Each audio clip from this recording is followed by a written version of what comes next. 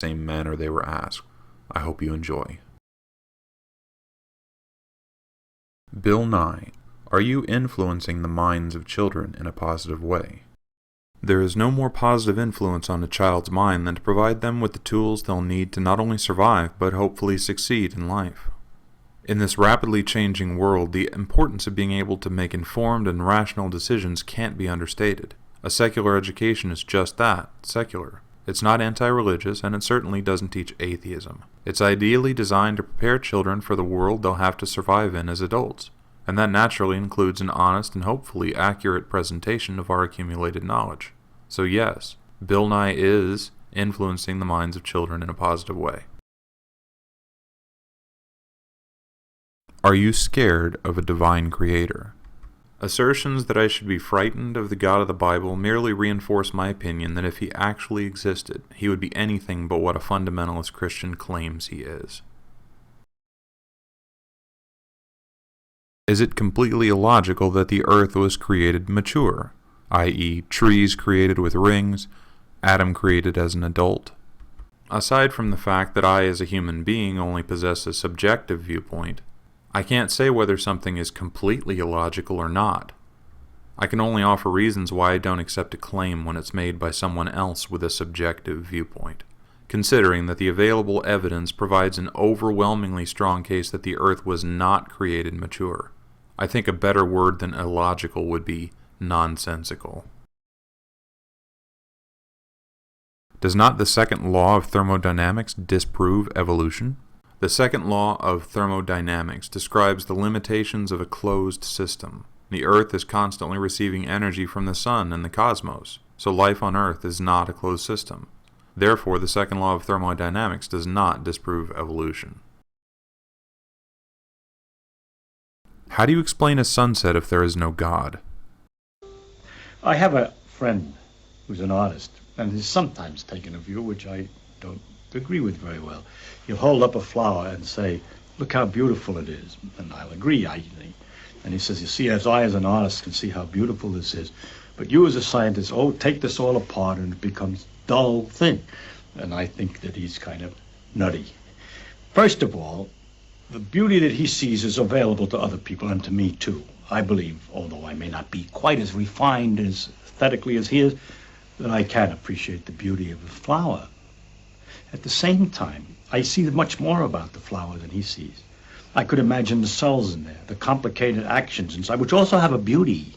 I mean, it's not just beauty at this dimension of 1 centimeter. There's also beauty at the smaller dimensions. The inner structure, also the processes, the fact that the colors and the flower evolved in order to attract insects to pollinate it is interesting. It means that insects can see the color. It adds a question. Does this aesthetic sense also exist in the lower forms?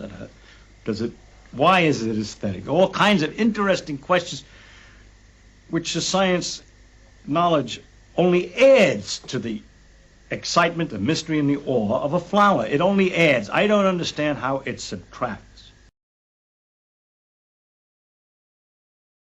If the Big Bang Theory is true and taught as science along with evolution, why do the laws of thermodynamics debunk said theories? I've already answered this one with regards to evolution, and when it comes to the Big Bang Theory, the principle still applies.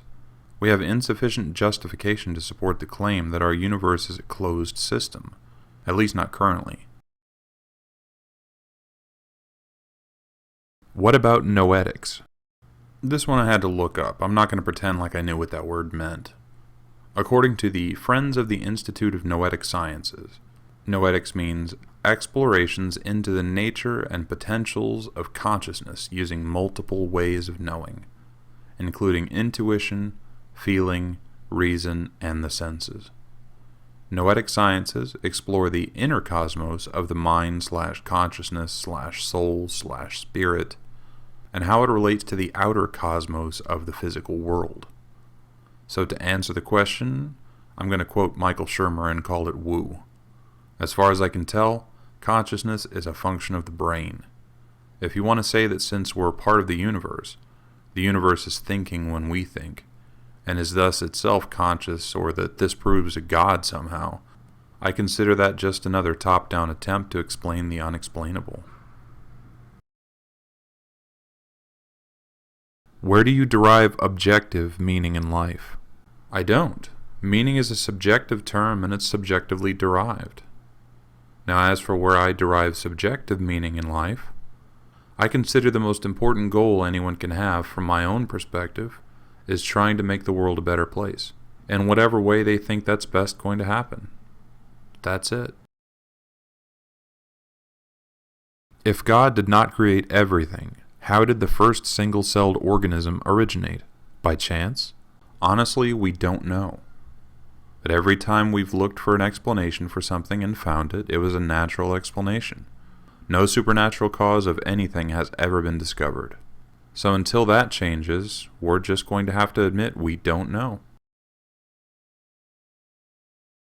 I believe in the Big Bang Theory. God said it, and bang, it happened. Yeah, I have a Big Bang Theory too. It involves my hand and my forehead. Why do evolutionists/secularists/humanists/non-God-believing people reject the idea of there being a creator God but embrace the concept of intelligent design from aliens or other extraterrestrial sources? It's not like everyone who doesn't include a God in their worldview accepts that there are aliens or that life came from somewhere other than Earth. But to answer the question in favor of those who do consider that type of idea at least possible, once again, a natural explanation has always been more likely than a supernatural one. It's that simple. There is no in-between. The only one found has been Lucy, and there are only a few pieces of the hundreds necessary for an official proof. I'm not going to bother listing all of the examples of transitional fossils that disprove this statement, nor will I go through the genetic proof of human common descent. Go Google the website for the Smithsonian National Museum of Natural History. Look under Evidence and Genetics. I have no sympathy for someone who can't use the internet to find the raw data, but rather simply browses creationist talking points looking for gotcha arguments that an 8-year-old could refute with a couple of clicks of a mouse. Does metamorphosis help support evolution? This is a creationist talking point that doesn't appear very often, and you'll soon see why. The claim is that animals who undergo a metamorphosis, such as a tadpole into a frog, or a caterpillar into a butterfly, account for supposed transitional forms in the fossil record or something along those lines. What its few proponents aren't taking into consideration are the methods of establishing whether the animal was a juvenile or an adult by dating the bones. So no, metamorphosis presents no real problem for evolution. If evolution is a theory, like creationism or the Bible, why then is evolution taught as fact? Yes, evolution is a theory. But here once again we find the ill-informed misuse of the term theory. A scientific theory is the best explanation for what has been proven to occur. It's also a way to predict what will occur in the future and often what has occurred in the past, based on what we've proven to be true so far. The scientific theory of evolution is proven to be true every day, and has been for 150 years.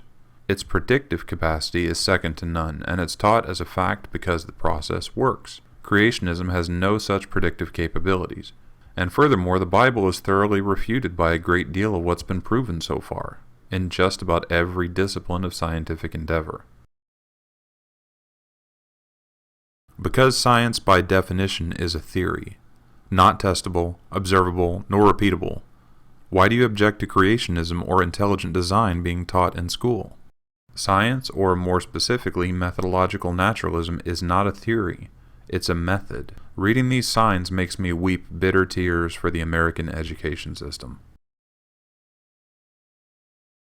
What mechanism has science discovered that evidences an increase of genetic information seen in any genetic mutation or evolutionary process? Here's another one of those gotcha questions. Do a Google search for evolution proof of new information. Take your time. Oh, I'm sorry, did you come up with genuine scientific data rather than creationist propaganda? Funny how that happens when you actually look for information. What purpose do you think you are here for if you do not believe in salvation? I don't think we're here for a purpose? That was simple. And the whole salvation thing where we have to be saved by God for what God will do to us if we don't ask to be saved because of what God did to us. It's just not working for me. Why have we found only one Lucy when we have found more than one of everything else? Once again, it's Google search time. Look for how many Australopithecus have been found. Oh, and sorry, but you're probably going to get more of those pesky scientific results. Can you believe in the Big Bang without faith? And so we have to challenge our beliefs every single day. That's what science is all about. There are no scientific ideologies, and in fact, science, the reason science had progressed and theology hasn't, the reason we have video cameras and lights and